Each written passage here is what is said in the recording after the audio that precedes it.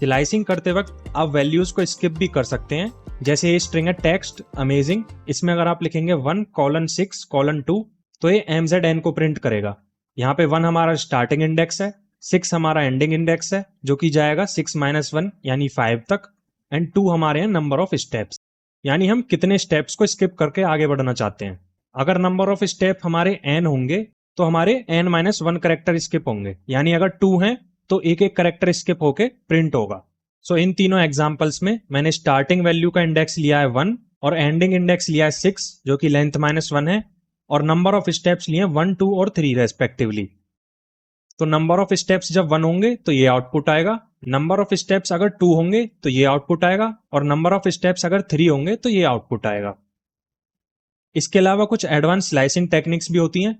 अगर मैंने स्टार्ट में कुछ भी नहीं लिखा और सिर्फ कॉलन लगा के एंड पास कर दिया तो उसका मतलब होता है स्टार्ट में 0, तो ऑटोमेटिकली यहाँ पे स्टार्टिंग इंडेक्स कंसीडर कर लिया जाता है जो कि होता है 0। सिमिलरली सेकंड तरीके से अगर मैं लिखता हूं 0, यहाँ पे कुछ भी पास नहीं करता तो यहाँ पे कंसीडर कर लिया जाता है लेंथ -1। और थर्ड केस में ना मैं स्टार्ट में कुछ पास करता ना ही मैं एंड में कुछ पास करता, तो उस केस में मेरी दोनों वैल्यूज स्टार्टिंग और लेंथ -1 ऑटोमेटिकली कंसीडर कर ली जाती हैं। तो इसको रन करते हैं और आपको अकॉर्डिंगली आउटपुट यहाँ पे दिख जाएगा। तो यहाँ पे मैंने स्ट्रिंग के कुछ बेसिक ऑपरेशंस बताए हैं, जैसे कि कॉन्केटिनेशन, रिपीटेशन, मेंबरशिप। कॉन्केटिनेशन का मतलब दो स्ट्रिंग को जोड़ना, यानी अगर आपके पास दो स्ट्रिंग है ए और बी और दोनों के बीच में अगर आप प्लस ऑपरेशन परफॉर्म करेंगे तो दोनों स्ट्रिंग आपस में जुड़ जाएंगी। रिपीटेशन का मतलब है अगर आपके पास है एक स्ट्रिंग ए और आप लिखते हैं A*2 या 3 तो उतने ही टाइम्स वो स्ट्रिंग मल्टीप्लाई हो जाएगी। इनका यूज करके आप पता लगा सकते हैं कि कोई सब स्ट्रिंग आपके स्ट्रिंग में है या नहीं। अगर मुझे एलो का पता लगाना है कि वो हेलो स्ट्रिंग में है या नहीं तो मैं लिखूंगा एलो इन ए, ये रिटर्न करेगा ट्रू क्योंकि इसमें एलो है। चलिए इन ऑपरेशंस को परफॉर्म करके देख लेते हैं। ए स्ट्रिंग के अंदर है हेलो, बी स्ट्रिंग के अंदर है वर्ड। प्रिंट करेंगे अगर हम ए प्लस बी तो हेलो वर्ड प्रिंट हो जाएगा। अगर प्रिंट करेंगे A*3 तो हेलो स्ट्रिंग की मल्टीप्लाई हो जाएगी 3 टाइम्स, और अगर प्रिंट करेंगे एलो इन ए तो ट्रू आ जाएगा। रन करने पे आपको एक्सपेक्टेड आउटपुट मिल रहा है। तो चलिए अब स्ट्रिंग के कुछ फंक्शंस को देखते हैं, इनको एक एक करके VS कोड पे रन करते हैं। तो ये मैंने एक स्ट्रिंग लिया text equals to Python programming. Length function का यूज करके अगर आप इसमें स्ट्रिंग का नेम पास करेंगे तो ये रिटर्न करेगा पूरी स्ट्रिंग की लेंथ, जो कि इस केस में आएगी 18। बाकी के जो फंक्शंस हैं ये इनमें स्ट्रिंग का नेम डॉट करके यूज करते हैं आप। तो टेक्स्ट डॉट अपर अगर आप करेंगे तो पूरी स्ट्रिंग को कैपिटल लेटर में कन्वर्ट कर देगा ये। टेक्स्ट डॉट लोअर करेंगे तो पूरी स्ट्रिंग को लोअर लेटर में कन्वर्ट कर देगा।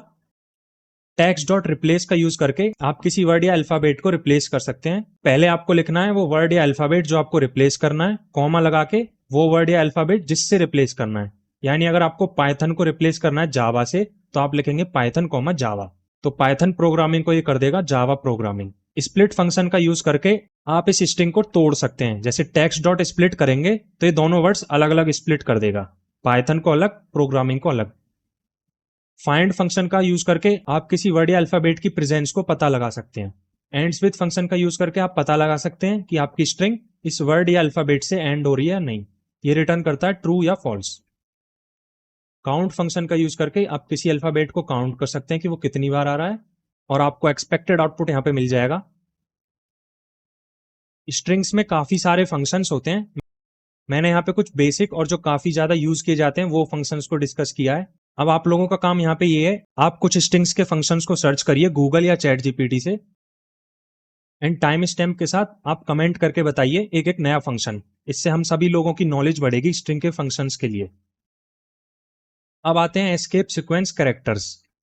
तो एस्केप सीक्वेंस कैरेक्टर्स वो स्पेशल कैरेक्टर होते हैं जिसे बैकस्लैश के साथ यूज करके स्ट्रिंग में स्पेशल इफेक्ट या सिंबल ला सकते हैं, और ये काफी सारे टाइप्स के होते हैं, लेकिन यहाँ पे मैं जो मोस्टली यूज होते हैं उनको बता रहा हूं।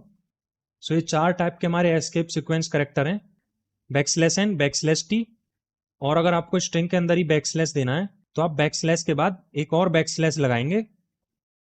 एंड सपोज करिए मेरा 4th वाला एग्जाम्पल, आपके पास सिंगल कोटेड स्ट्रिंग है और अगर आपको इसके अंदर ही सिंगल कोट देना है तो आप यूज करेंगे बैकस्लैश और सिंगल कोट का।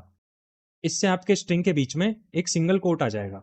सो इसको रन करते हैं और आउटपुट में आप देख सकते हैं HAR के बाद स्पेस आ जाएगा और SH नेक्स्ट लाइन में प्रिंट होगा।